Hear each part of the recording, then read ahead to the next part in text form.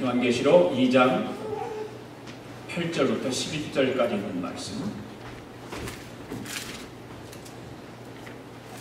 찾으셔서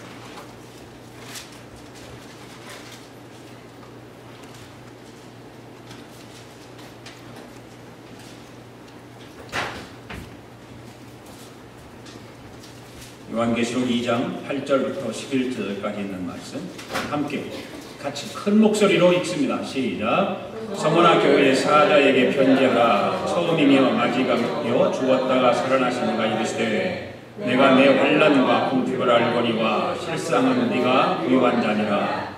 자칭 유대인이라 하는 자들의 비방도 알거니와 실상은 유대인이 아니요 사탄의 매강이라. 너는 장차 받을 고난을 두려워하지 말라. 볼지어다 마귀와 장차 너희 가운데서 몇 사람을 옥에 던져 시험을 받게 하리니 너희가 10일 동안 환난을 받으리라. 네가 죽도록 충성하라. 그리하면 내가 생명의 멸관을 내게 주리라.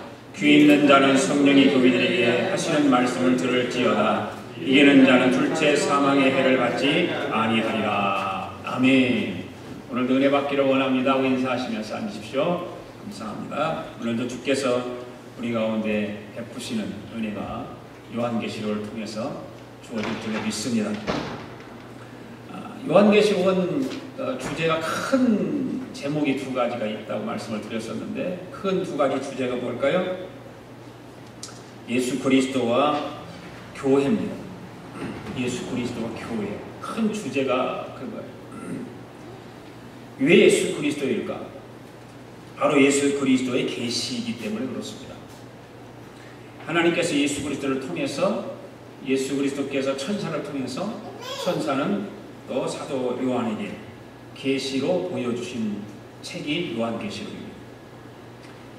계시록에 나타난 예수님의 모습은 어떤 모습으로 나타났습니까?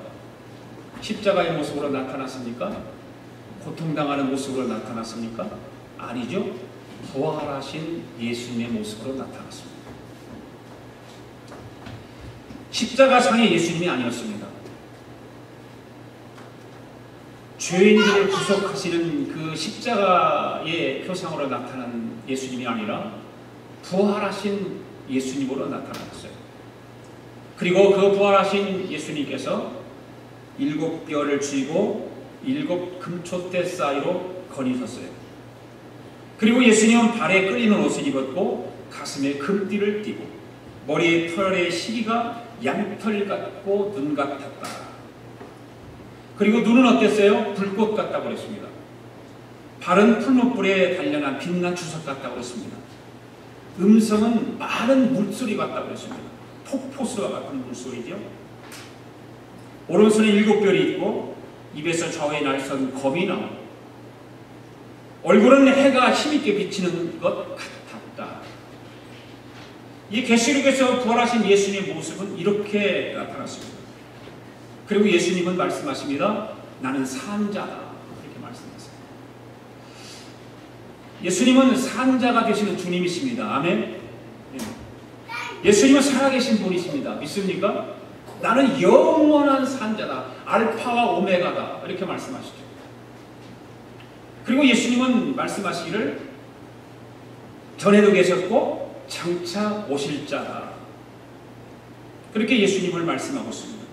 그리고 계시록에서 예수님은 영원토록 살아계시는 분이다. 이렇게 말씀하고 있습니다. 여러분 믿습니까? 또 하나의 주제는 교회입니다. 교회. 요한계시록은 예수님과 교회에 대한 이야기입니다. 7뼈를 붙잡고 7 촛대 사이로 거니신다고 하셨습니다. 그러니까 무슨 말입니까? 예수님은 교회를 다스린다는 말입니다. 그리고 예수님은 교회의 중심이라는 것이죠. 교회의 중심. 여러분 예수님께서 교회의 주인이신 걸 믿습니까? 교회의 머리는 누구입니까? 예수님이세요. 그래서 예수님은 교회의 중심이고 교회의 주인이십니다. 그리고 교회는 은혜의 비밀이 있는 곳이 교회입니다. 은혜의 비밀. 교회는 하늘나라의 비밀이 있는 곳이 바로 교회입니다. 여러분들 각자 마음속에 은혜의 비밀이 있어요. 여러분들 각자 마음속에 하나님의 나라의 비밀이 여러분 마음속에 있어요. 교회는 건물도 중요하지만 여러분들 각자가 교회예요. 그걸 아셔야 돼요.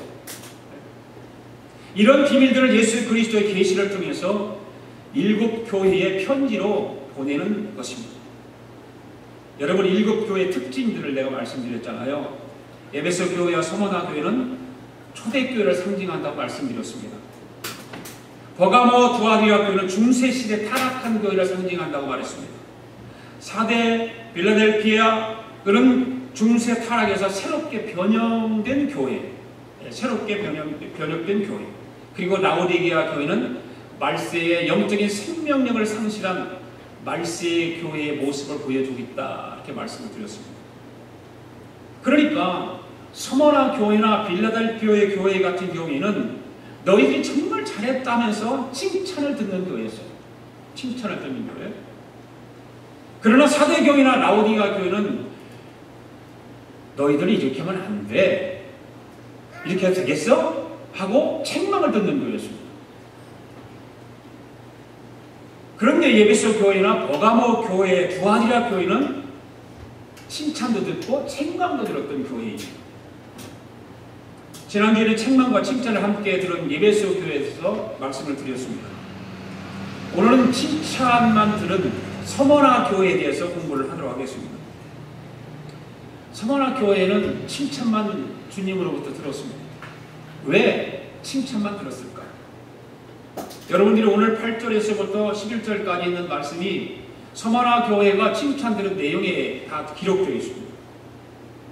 이 서머나 교회의 내력을 보면 이 경제적으로 아주 부유한 도시였습니다.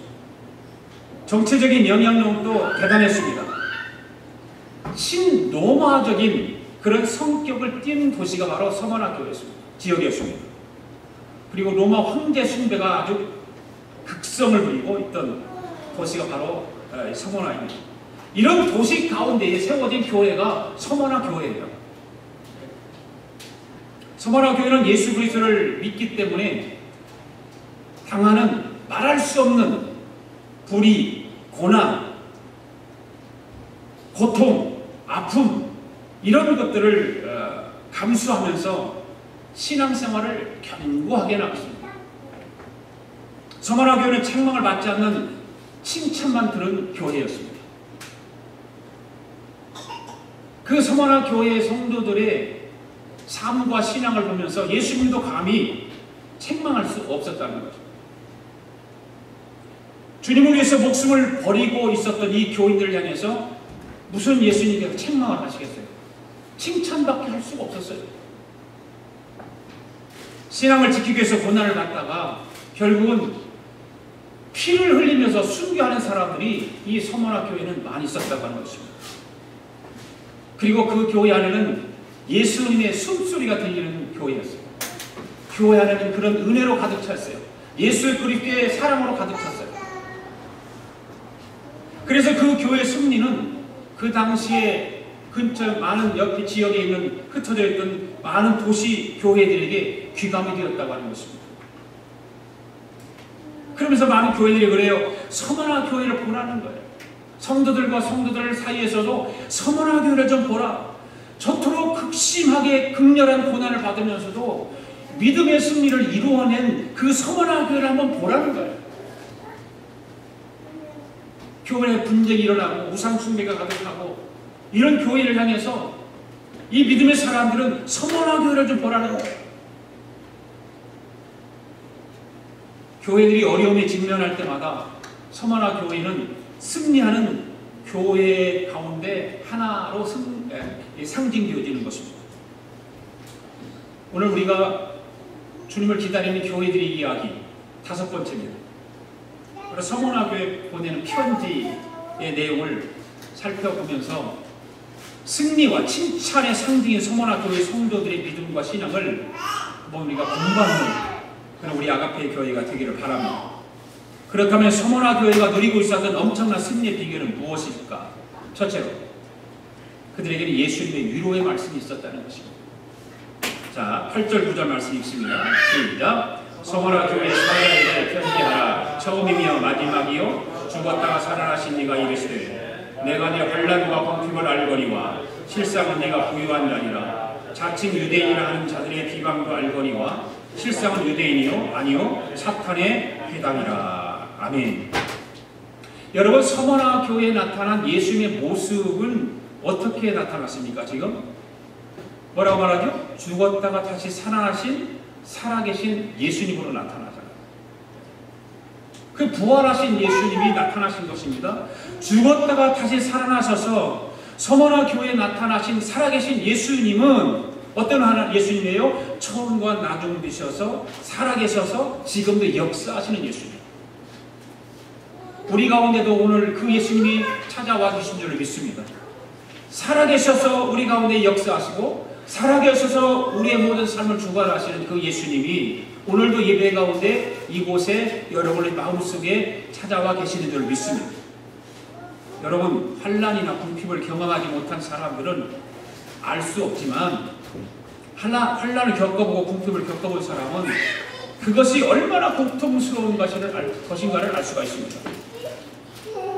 그 예수님께서 서머나 교회 성도들을 향해서 볼 때마다 환난이 극심했어요. 핍박이 말로 할 수 없을 정도로 심했어요. 그런 곳에 찾아와 예수님께 찾아오셨어요. 여러분, 환난 겪어본 사람들은 알아요. 고난을 겪어보고 경험해본 사람들은 알아요. 그러나 경험해보지 못한 사람들은 그거 모르는 거예요. 그 환난을 겪고 핍박을 받고 고통을 겪는데 그것이 끝이 보이면 좀 쉬워요. 견디기가. 근데 끝이 안 보이면 너무 힘든 거예요. 네. 가슴을 치는 거죠. 환난 가운데 있으면서, 고통 가운데 있으면서 이 환난과 고통과 핍박이 좀 나에게서 좀 벗어났으면 좋겠는데, 떠나갔으면 좋겠는데 그 끝이 안 보이는 것입니다. 강감한 거예요.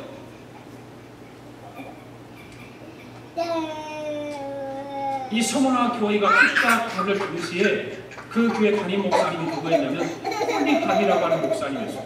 폴리감. 이 폴리감 목사님은 86살에 순교하시는데요. 이 순교하는 것이 어떻게 순교합니까?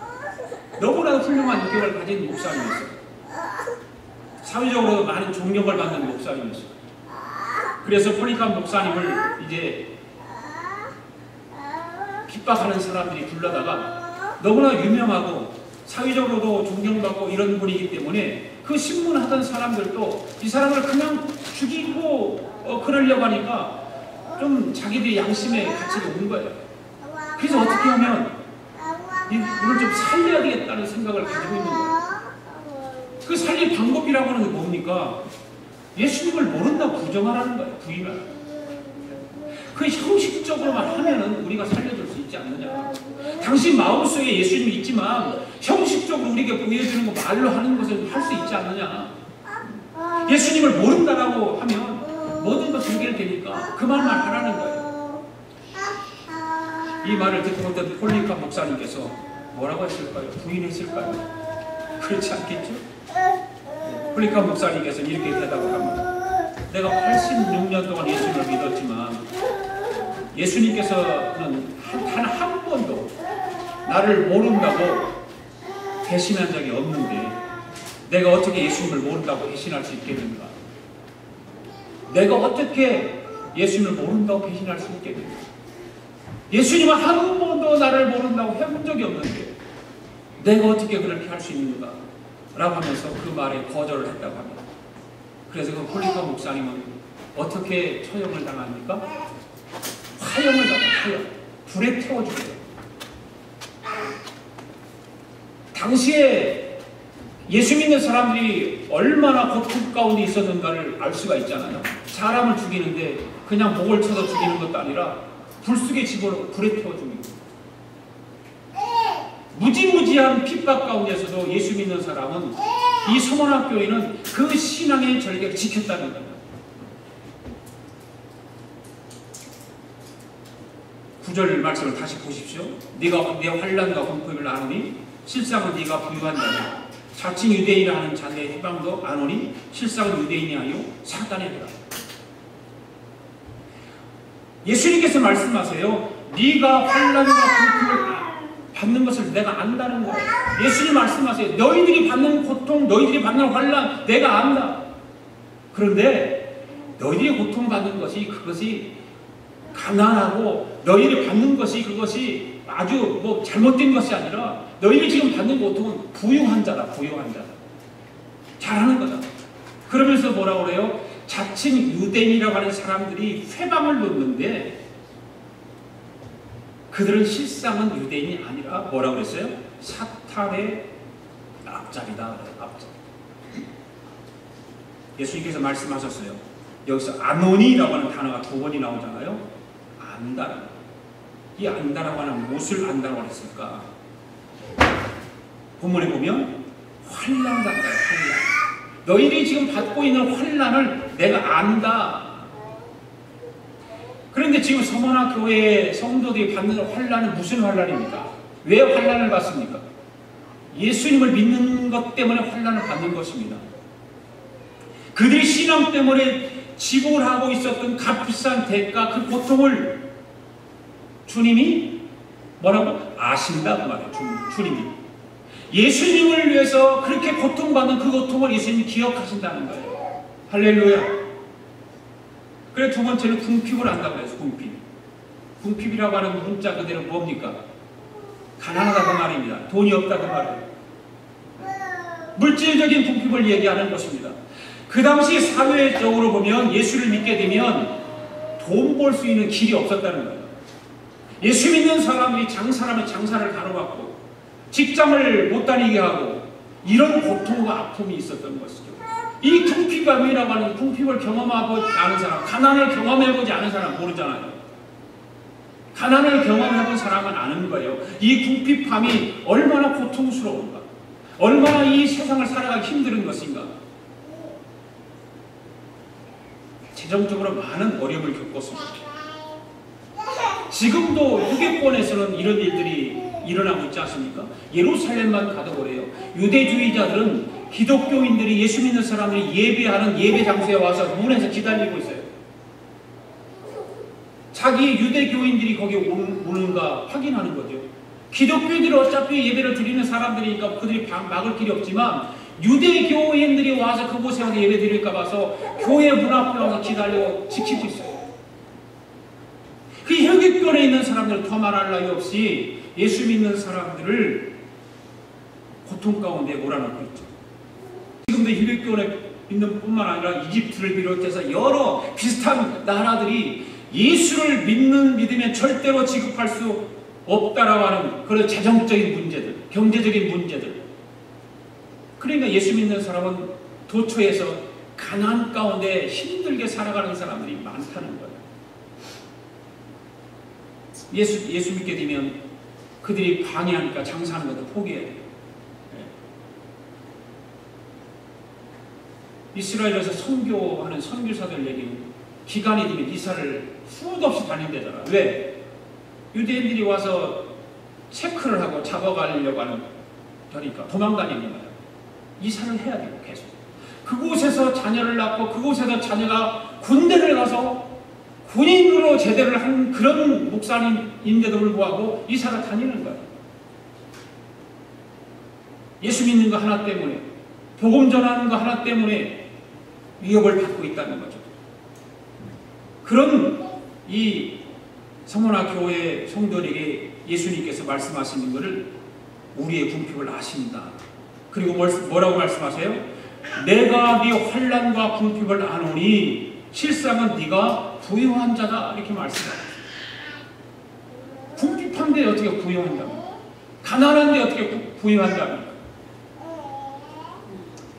예수님께서 말씀하시는 것은 물질적으로는 가난할지 모르지만 네가 사실은 부자라는 말씀이에요. 여러분 이 말씀 이해가 가요? 잘 믿어지세요? 가난한데 어떻게 부자라고 말씀하냐? 이 말이 이해가 가냐 말이에요.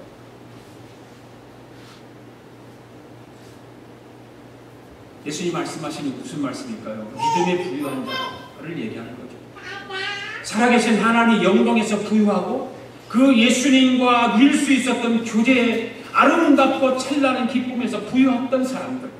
비록 물질적으로는 궁핍하고 어렵고 힘들지만 믿음으로는 부유하고 그 고통과 내가 먹을 것이 없어서 굶주려하는 그 상황 가운데서도 믿음을 잃지 않았다는 거예요. 예수님을 배신하지 않았다는 거예요.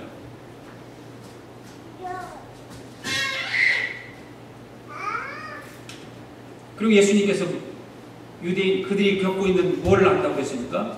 유대인들이 가하고 있는 박해를 안다 이렇게 말씀합니다. 박해. 네.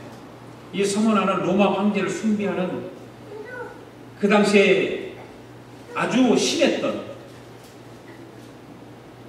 상황이죠. 그 당시 유대인들은 돈이 많았기 때문에 관리를 매수해가지고 여호와 하나님을 믿는 그 자신들의 신앙을 지켜야 했어요. 그들은 여호와 하나님을 믿어요. 그러나 예수님을 안 믿는단 말이죠. 그게 참 문제가 많은 거예요. 자기들은 조상이 아브라함이라고 생각을 하고 하나님을 믿는데 예수 그리스도를 안 믿는단 말이죠. 그게 삼위일체를 부정하는 것이죠. 그래서 예수님을 믿는 그리스도인들을 고발하고 핍박하는 일에 앞장섰던 거예요. 돈을 가지고 매수해서 사람들을 시켜서. 이런 맥락에서 이 말씀이 기록된 것입니다. 유대인들은 자신들이 하나님의 백성이라는 강한 자부심을 갖고 있었습니다. 그러나 주님께서는 그들이 사실상은 뭐라고 말씀했어요? 하나님의 백성이 아니라는 거예요. 실질적으로 하나님의 백성이 아니라. 하나님을 믿고 있었지만 그들은 하나님의 백성이 아니라 자칭 유대인이라고 말을 하지만 저들은 해방꾼이라는 거예요. 그리고 뭐라고 말해요? 유대인들이 아니라 사탄의 회라.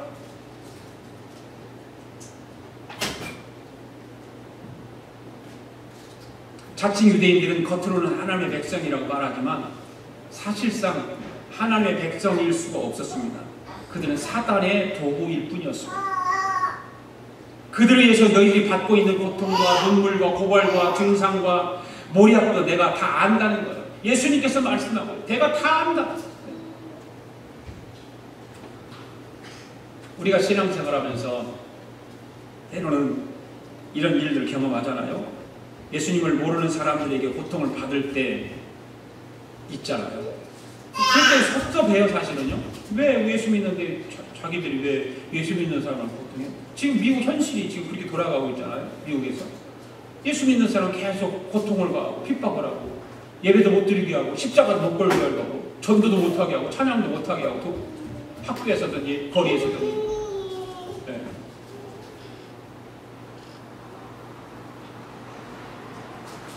그런데 믿지 않는 사람들에게 당하는 그런 고통도 힘드는데 예를 들어서 함께 신앙생활하는 사람들이 믿는 사람들이 그런 고통을 받는다고 생각해 보세요. 얼마나 더 가슴이 아프냐고 말이에요. 믿지 않는 사람들에게 받는 고통을 견딜 수 있는데 차라리 하나님을 안다고 하는 사람들에게 받는 고통은 도무지 견딜 수가 없다고 말이죠. 바로 당시의 서머나 교회의 성도들이 겪는 고통이 그거였어요. 자칭 유대인이라고 하는 사람들, 하나님을 믿는다라고 하는 사람들이 자기들에게 핍박을 가하고 고통을 가하면서 예수를 못 믿게 하고 먹고 사는 게 힘들게 만들고. 그런데 주님께서 말씀하시는 건 뭐예요?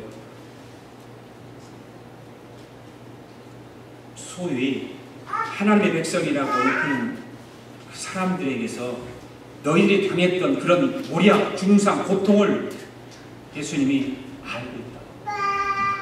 내가 다 안다. 그 말이에요. 내가 다. 우리 예수님이 다 알아주시면 되잖아요. 그렇죠? 여러분이 신앙생활을 하면서 헌신하고 여러분들이 신앙생활을 하면서 봉사하고 충성하는 것들이 다른 남이 알아주지 않아도 괜찮잖아요. 우리 예수님만 알아주면 오케이 아니에요? 이거는 수련회 가가지고 김정은 목사님인데 되게 똑똑한 분이에요. 변호사가 했던 분이고 연봉 200만 원씩 받던 분이에요. 네. 로펌에서 200만 원씩 받았어요. 그분이 다 내려놓고 사모님이 믿음이 더 좋아. 목사님은 조금 덜어. 그런데 사모님 때문에 여러 가지 도전을 받아서 목사가 됐어요. 그런 고통을 겪으면서 하는 얘기를 해요. 사람들이 다 알아주지 않아도 사람들이 몰라줘도 예수님이 알아주면 녹해. 그 믿음 가지고 2,000불 받는데 지금 2,000불 교회에서 사례비로 그러니까 살 수가 없잖아요. 그러니까 통역하는 거 있잖아요. 전화하면 통역해 주는 거. 그 일도 하고 또 다른 자그마한 것들 그 일도 하고 그런 것들을 하면서 목회를 하더라고요. 눈물을 흘리면서 막 얘기하는 거예요. 자기가 가난하고 힘들었던 이야기들을 다 털어놓는 거예요. 웬만한 목사님들 그런 얘기 안 하거든요. 자기 자랑만 하지. 잘한 것만 얘기하지. 자기가 힘들고 고통스럽고 그렇게 가난하게 사는 거 얘기 안 하거든요. 사모님은 2대 성악과 나온 거예요. 골든게이트도 연대 성악과 골든게이트도 공부도 하고 공부도 되게 많이 해서 사모님이에요.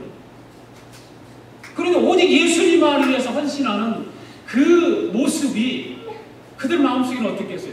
예수님이 아시면 됩니다. 지금 내가 고통스럽고 가난하고 2,000불 받아가고 내 식구가 아들 둘하고 살아가야 되는데 얼마나 힘들겠어요? 예수님 때문에 사역을 하는 거예요.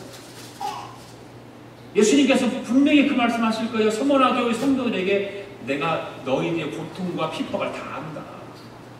바로 그 목사님에게도 그 음성이 들려질 거예요. 그러니까 힘있게 또 목회하는 거예요. 여러분, 오늘 여러분들이 예수님을 믿는 것 때문에 겪고 있는 환난이나 궁핍과 고통을 보시고 예수님께 말씀하십니다. 내가 다 안다. 내가 너희의 환경과 환난과 궁핍, 고통을 안다고 하시면서 위로해 주실 줄 믿습니다. 그 믿음이 우리 안에 있어야 돼요. 예수님으로부터 위로받고 칭찬받는 그런 마음이 있어야 돼요. 불평과 원망과 짜증스러운 것이 아니라 그런 믿음이 우리 안에 가득 차야 될 줄로 믿습니다. 서머나 교회 성도들은 무엇보다도 그들이 가지고 있는 것은 뭐였을까요? 세상적인 금은보화가 아니라 그 금과 은보다 귀한 그들에게는 믿음이 있었다는 거예요. 할렐루야. 그 믿음 때문에, 믿음 한 가지 때문에 그들은 그런 고통을 겪으면서 예수님으로 칭찬 듣게 된 거예요. 서머나 교회들은 그 믿음 가지고 얼마나 복음 전파를 많이 했을까요? 많은 사람들이 복음을 전해서 믿음의 자녀들이 많이 두고 있었죠. 그렇기 때문에 우리 예수님께서 환난과 궁핍함이 있었지만 유대인들의 비방도 있었지만 그 모든 것을 믿음으로 이겨냄으로 인해서 너희들은 가난한 자가 아니라 너희는 고통 가운데 곤란을 겪고 있는 자들이 아니라 실질적으로는 부유한 자라고 위로와 칭찬을 듣게 되었다 그 말이에요. 오늘 우리 아가페 교회 성도 여러분들도 예수님 앞에 부유한 자들이 될 수 있기를 바랍니다. 우리 예수님은 믿음의 부유한 자들을 위로하시고 격려하시고 축복해 줄 줄 믿습니다. 두 번째, 서머나 교회가 누리고 있었던 엄청난 그 승리의 비결은 무엇일까? 주님의 권면의 말씀이 있었기 때문에 10절 읽겠습니다. 10절 말씀 읽습니다. 시작. 너는 장차 받을 고난을 두려워하지 말라. 볼지어다 마귀가 장차 너희 가운데서 몇 사람을 옥에 던져 시험을 받게 하느니 너희가 10일 동안 환난을 받으리라. 네가 죽도록 충성하라. 그리하면 내가 생명의 관을 내게 주리라. 아멘. 여기서 우리는 예수님께서 서머나 교회 성도들에게 주시는 권면의 말씀을 두 가지로 우리가 찾아보겠습니다. 첫 번째는 뭡니까? 장차 받을 고난을 두려워하지 말라. 장차 받을 고난을 두려워하지 말라. 지금 현재도 환난과 궁핍을 겪고 있지만 앞으로 더 혹독한 환난이 찾아올 것이고 마귀가 장차 너희 가운데 몇 사람을 옥에 던져 시험을 받게 할 텐데 두려워하지 말라는 거예요. 여러분, 우리 조국이 일제 36년 동안 속박을 경험을 했잖아요. 그러면서 신사참배를 강요받았잖아요. 그거는 보통 사람들이 아니라 모든 사람들이 그랬지만 특별히 예수 믿는 사람들에게 이 신사참배를 강요를 했죠. 그때 예수님을 구주로 고백했던 많은 사람들은 신사참배를 거부하다가 환난을 당하여 했고 옥중에로 들어가게 되고 어떤 사람들은 또 목숨을 잃기도 하고 바로 그것과 똑같은 것입니다. 여러분, 오늘 우리가 알아야 할 것은 이런 환난이나 핍박은 어느 때나 있었다는 거예요. 아멘. 어느 때나 있었어요. 지금도 믿는 자들에게는 환난이 있습니다. 핍박도 있습니다. 앞으로도 믿는 자들은 환난이 있을 것이고 핍박도 있을 것입니다. 그래서 우리 예수님께서 이런 환난과 핍박이 있을 것이고 앞으로 있을 것인데 그걸 위해서 미리 준비하라고 권면해 주님. 할렐루야. 준비하라고.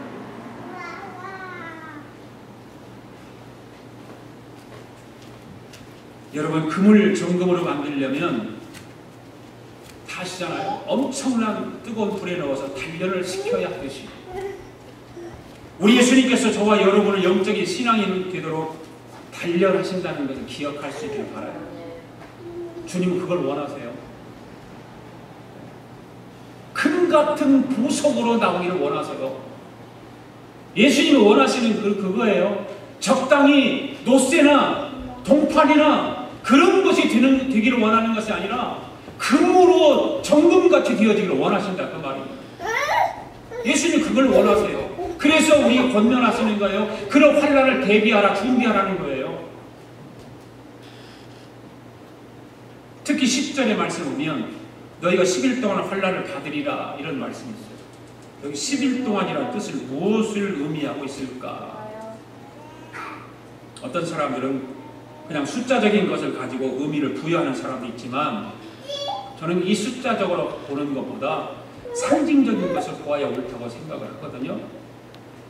10일 동안 환난을 받으리라 하는 말씀은 앞으로 무서운 환난이 닥쳐오겠지만 그러나 환난의 끝은 정해 있다.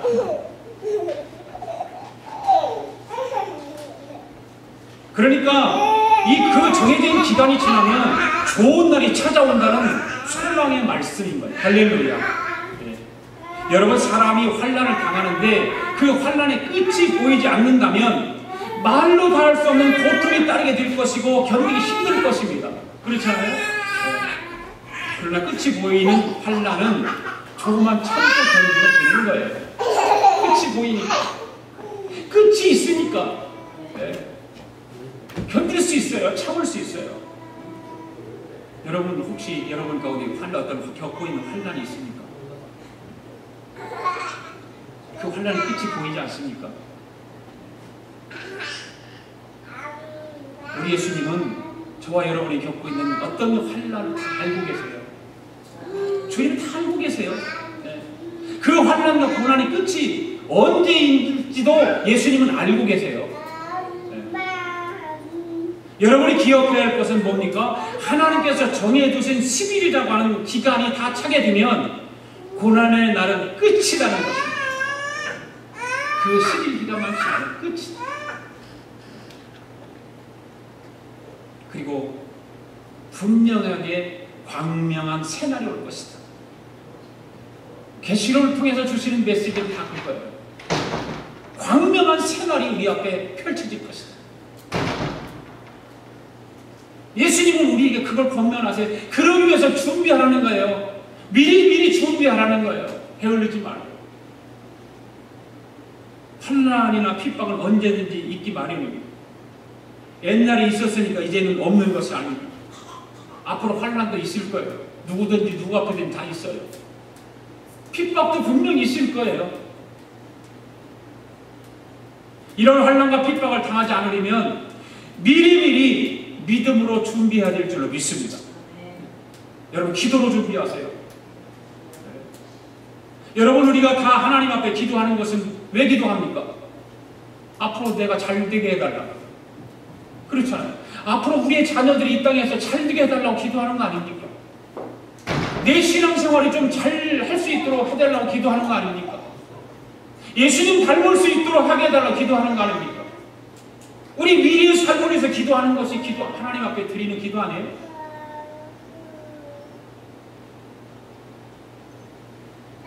우리는 그 믿음의 기도를 해야 돼요.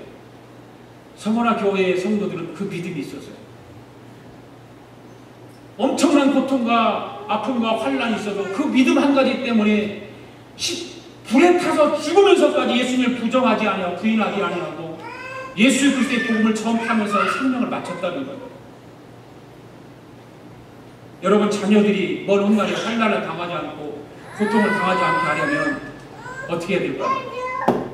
여러분들이 지혜로, 여러분들이 가지고 있는 어떤 지식으로 여러분들이 자녀를 잘 가르치겠다라고 생각을 하지만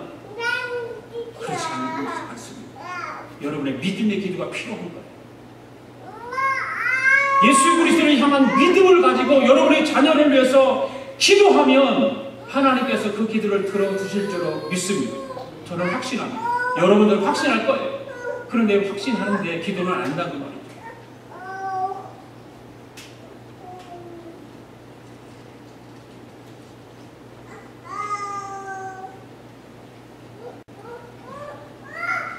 환란이 길지 않습니다. 환란 겪는 사람은 길지 않아요.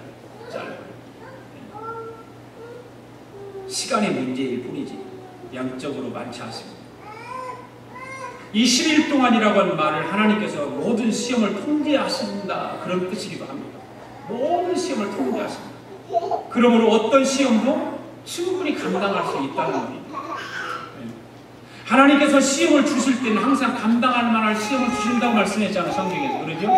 너희가 시험을 당하면 감당할 만한 걸 주신다. 누구든지 감당하지 못하는 시험은 없어요. 다 감당할 수 있어요. 괜히 그냥 그 오돌방정을 떠는 거죠.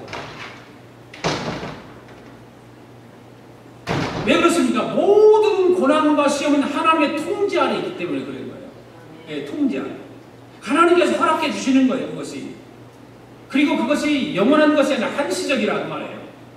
그 고난을 통과하면 뭐가 와요? 축복이 오는 겁니다. 할렐루야. 그의 찬양이 있잖아요. 고난 뒤에 축복이 온다는 것을 기억하라. 하나님이 일하시는 것을 바라보라는 거예요.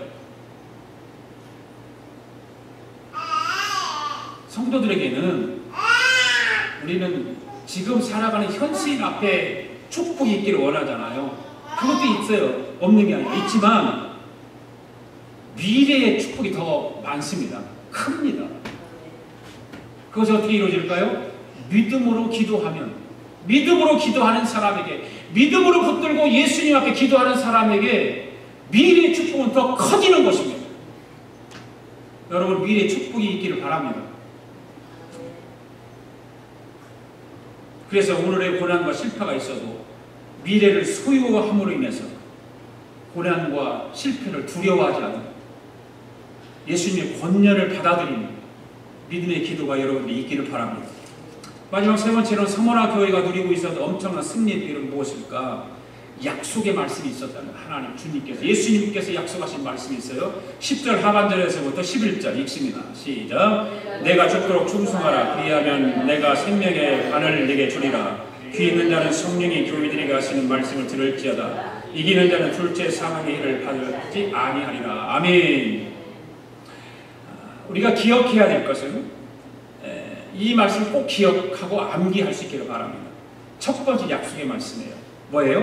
네가 죽도록 충성하라. 그리하면 생명의 관을 네게 주리라.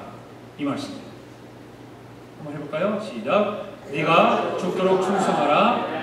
그리하면 생명의 관을 내가 네게 주리라. 이 말씀을 암기하세요.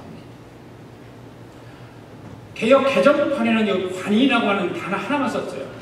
개역 성경에는 뭐라고 그랬어요? 네가 죽도록 충성하라. 그리하면 생명의 멸류관을 내게 주리라. 그런데 공동 번역에 보면 또 뭐라고 그랬냐면 네가 죽도록 충성하라. 그리하면 생명의 월계관을 내게 주리라. 이렇게 말합니다. 왜 공동 번역에서는 월계관이라고 그랬고 개역 개정에서 관이라고만 썼고 개정판에서 생명의 멸류관이라고 썼을까? 멸류관이라고 썼을까?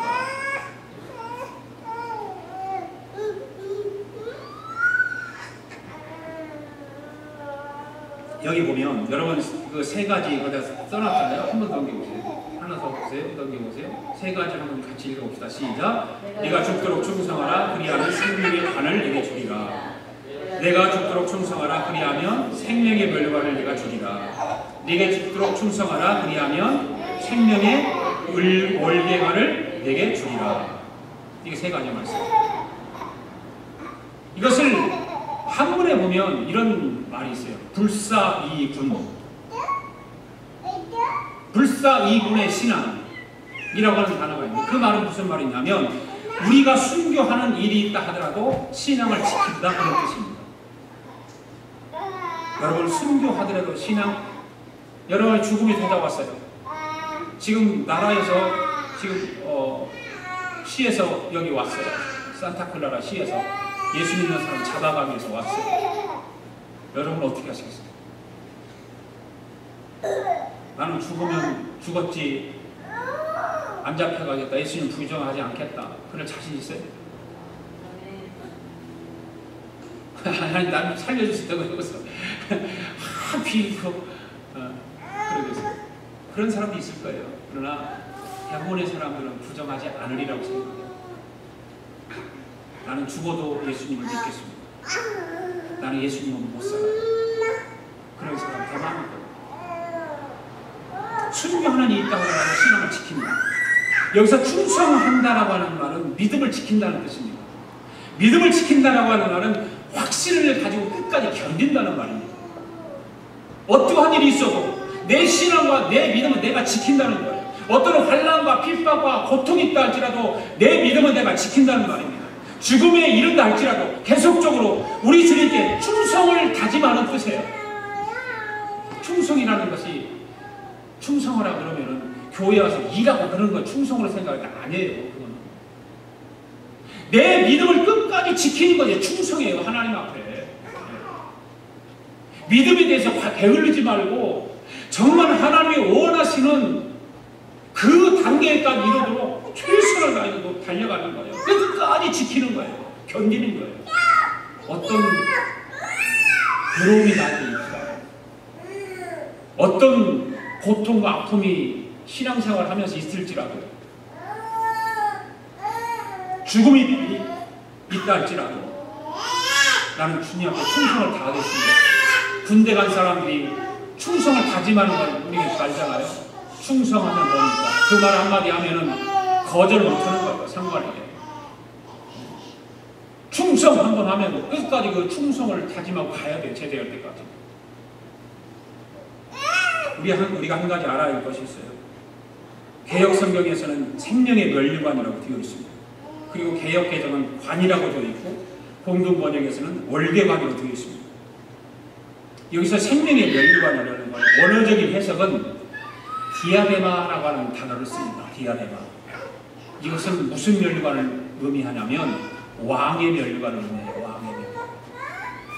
디아데메라고 하는 단어는 왕의 면류관이에요. 그러니까 이것은 누구만 쓸 수 있어요? 예수님만 쓰는 거예요. 왕만 쓰는 거예요. 왕. 우리는 절대로 쓸 수 없어요. 또 하나는 스테파노스라고 하는 단어가 있어요. 면류관이라고 하는 단어가 있어요. 스테파노스. 이 스테파노스라고 하는 단어는 누가 쓰는 면류관이냐면 승리자가 쓰는 면류관이에요. 그래서 공동번역에서 월계관이라 그렇게 표현하는 거예요. 그러니까 우리가 장차 받을 면류관은 바로 왕의 면류관인 무슨 면류관이에요? 승리자의 면류관이에요. 우리는 왕의 면류관을 받을 수 없어요. 분명히 알아야 돼요. 승리자의 면류관. 그래서 성경에 보면 이 승리자의 면류관을 여러 가지 표현하는 말씀들이 많잖아요. 어떤 말씀들이에요? 금면류관, 의의 면류관, 기쁨의 면류관, 영광의 면류관, 영화로운 면류관, 썩지 아니할 면류관, 이런 것들이 다 승리를 상징하는 면류관들이에요. 왕의 면류관이 아니에요. 오늘 우리 아가페 교회 성도들은 반드시 이러한 승리의 면류관을 다 받을 수 있기를 바랍니다. 11절 말씀을 한번 보세요. 우리 예수님께서 서머나 교회 성도들에게 주신 두 번째 약속의 말씀이 무엇인가? 다시 한번 귀 있는 자들 시작. 귀 있는 자는 성령의 교회들에게 하시는 말씀을 들을지어다. 이기는 자는 둘째 사망의 해를 받지 아니하리라. 아멘.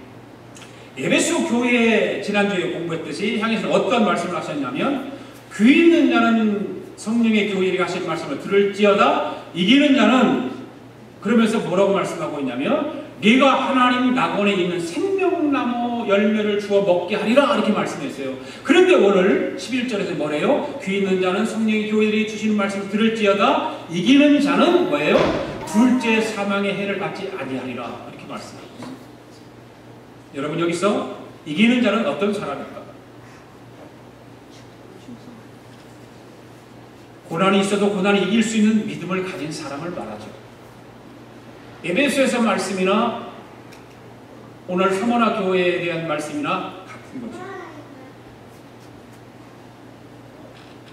여러분, 믿음이 있으면 영원히 살 수 있습니다. 아멘. 신앙인들에게 믿음보다 소중한 것은 없어요. 믿음보다 소중한 거 없어요. 여러분이 건강에 소중하게 생각하고 여러분이 가지고 있는 어떤 물질의 세계를 좋아하지만 그것들이 믿음보다 소중할 수는 없어요.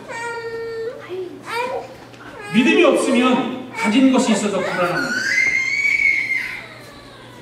가진 것이 많아도 믿음이 없으면 불안한 거예요. 그러나 믿음이 있으면 가진 것이 없어도 불안하지 않습니다. 동의하십니까? 진짜 여러분 동의하세요? 여러분, 성원아 교회 성도들에게 이 믿음이 있었다는 거예요. 이 믿음이 그들에게 있었어요. 그렇기 때문에 예수님이 그들을 향해서 칭찬하십니다. 그 약속의 말씀, 두 번째 말씀, 약속의 말씀이 뭐예요? 첫 번째 약속의 말씀은 뭐였죠? 생명의 면류관을 내게 주리라. 그 말씀이에요. 두 번째 약속의 말씀은 둘째 사망의 해를 받지 않게 하겠다. 이 말씀이죠. 자, 둘째 사망은 뭘까요? 둘째 사망은 지옥 형벌을 뜻합니다. 지옥 형벌. 계시록 20장 10절 한번 보십시다. 계시록 시작. 사망과 음부도 불못에 던지니 이것은 둘째 사망 곧 불못이라.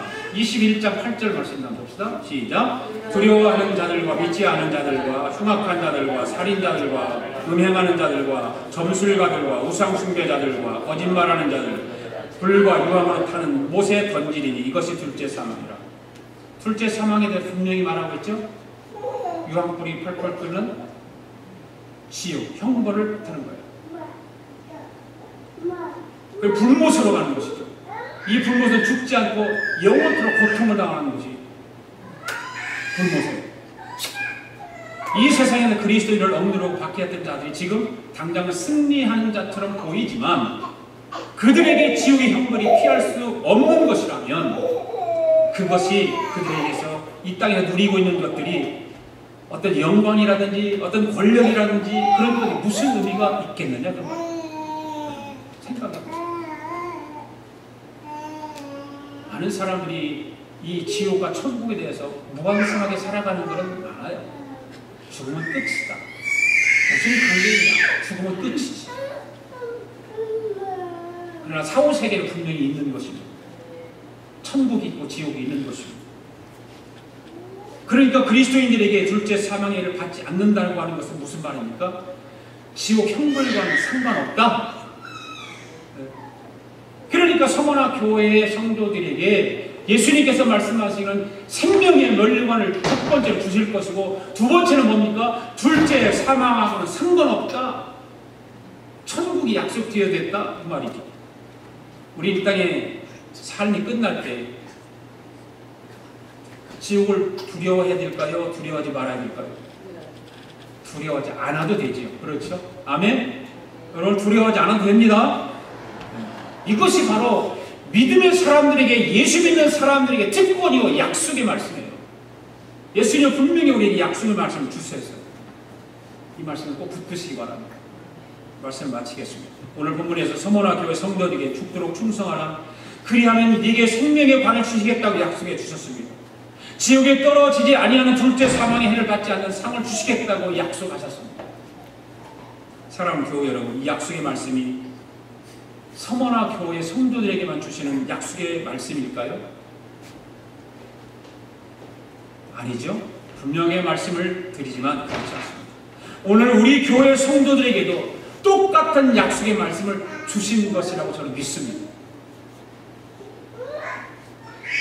이 약속의 말씀을 굳게 믿고 서머나 교회 성도들처럼 정말 아름다운 믿음과 그리스도의 향기를 나타낼 수 있는 우리 아가페 교회의 교우들이 될 수 있기를 바랍니다.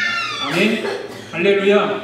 우리 다 같이 일어나셔서 함께 찬양을 부르면서 하나님 앞에 11조 헌금을 드리도록 하겠습니다. 나 주님의 길을 가리라.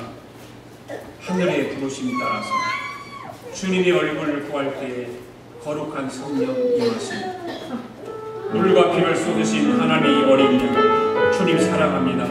오 주여 나를 보내소서. 나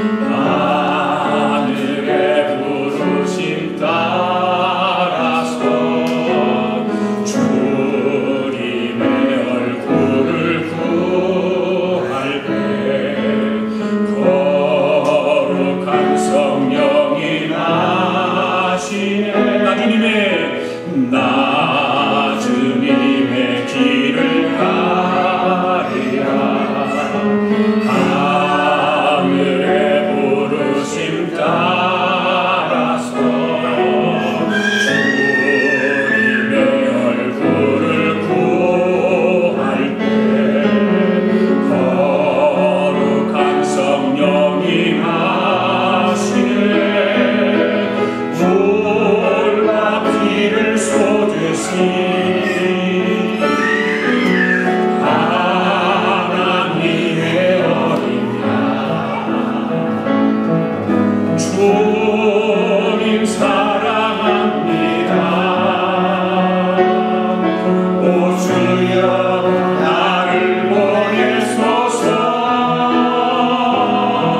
주 위에 살리라 주 따라가리라 내 생명 다하여 주 복음 전하리.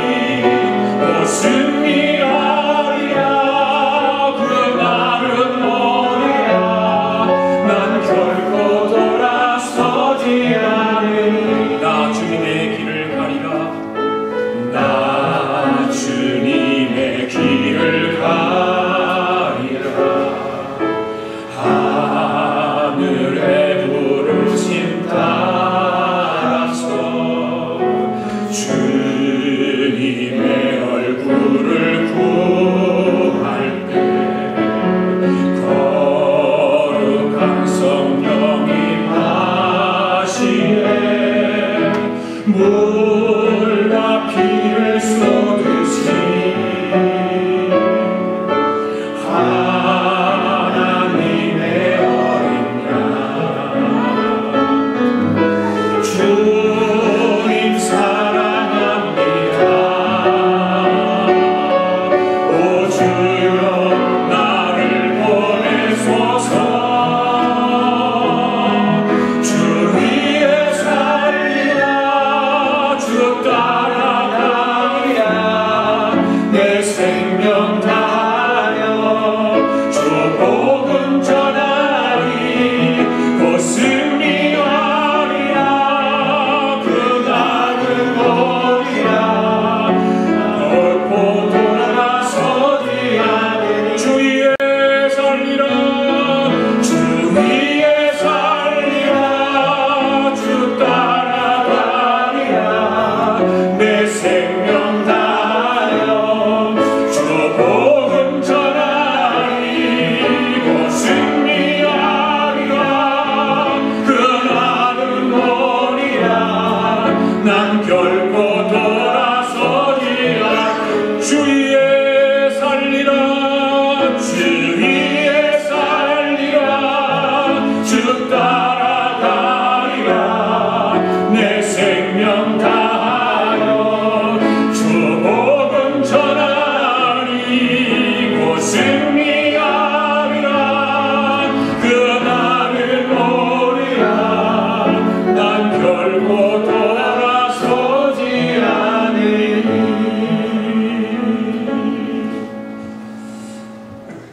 하나님 아버지 참으로 감사를 드립니다. 오늘도 서머나 교회 성도들의 신앙을 배웠습니다. 왜 예수님께서 저들에게 칭찬을 하셨는가?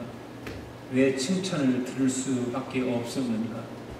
아버지, 저들은 고통과 환난과 그 엄청난 핍박 가운데서도 믿음을 가지고 예수님만 생각하고 예수님을 따랐고 예수님 복음을 증거했던 삶을 우리는 기억합니다. 오늘 받은 말씀 아버지 잘 기억하여 우리도 서머나 교회 성도들처럼 믿음을 잘 지켜 승리하게 하여 주시옵시고, 하나님께서 약속하신 그 축복의 메시지가 우리 가운데도 임하게 하여 주시옵소서. 아버지 하나님, 그 말씀이 생명의 말씀이 되게 하시고 축복의 말씀이 되게 하시고 은혜의 말씀이 되게 하여 주시옵소서. 오늘도 그 은혜에 감사하여 하나님 앞에 귀한 예물을 구별하여 하나님 앞에 올려드립니다. 소득의 10분의 1을 구별하여 11조 예물을 드립니다. 감사 예물을 드립니다. 선교 예물을 드립니다. 1,000번째 예물을 드립니다. 마음의 소원을 물질에 담아 드리는 이 귀한 예물들 주여 받아 주시고, 하늘의 신령한 복과 이 땅의 기름진 복으로 충만케 하여 주시옵소서. 나누고 베풀고 선한 일 감당하는 일에 부족함이 없게 하시고, 우리 교회가 보내는 선교사의 사명을 감당할 일도 부족함이 없도록 주님 축복하여 주시옵소서. 지금은 우리 주 예수 그리스도의 은혜와 하나님 아버지의 극진하신 사랑과 성령님의 감동감화 충만하신 역사가 오늘도 성원아 교회 성도들이 받았던 칭찬을 기억하며 우리도 칭찬 듣고 살아가기로 다짐하고 돌아가는 사랑하는 성도들 머리머리 위에와 성도들의 가정과 직장과 경영하는 기업 위에와 우리가 살고 있는 이 미학 중국과 하나밖에 없는 우리 조국 위에와 주의 이름으로 모이는 교회 위에 지금으로부터 영원토록 함께 하시기를 예수님의 이름으로 축원하옵나이다. 아멘.